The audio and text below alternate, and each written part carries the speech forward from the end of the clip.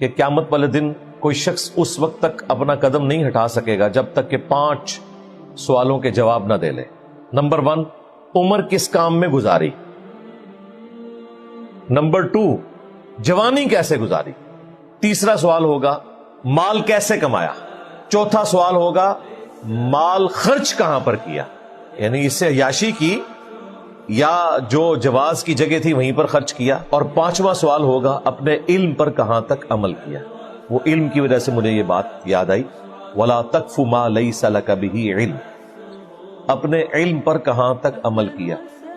اس کو لوگوں نے غلط سمجھ لیا کہ قیامت والے دن یہ جو 5واں سوال ہونا ہے نا، اپنے علم پر کہاں تک عمل کیا، تو مطلب یہ ہے کہ علم حاصل کرنے کی ضرورت ہی نہیں ہے۔ 5واں سوال جب ہوگا تو ہم کہیں گے ہمارے پاس تو علم ہی نہیں تھا تو اللہ ہمیں چھوڑ دے گا۔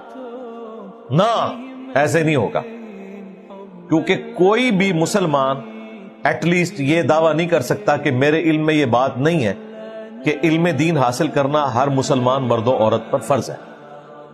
یہ روایت بھی ہے، اس کے صحت میں کلام ہے سنن ابن ماجہ میں، لیکن اپنی اصل میں قرآن و سنت کا نچوڑ ہی یہی ہے کہ آپ نے علم دین حاصل کرنا ہے جس کے ساتھ آپ کی آخرت جڑی ہوئی ہے۔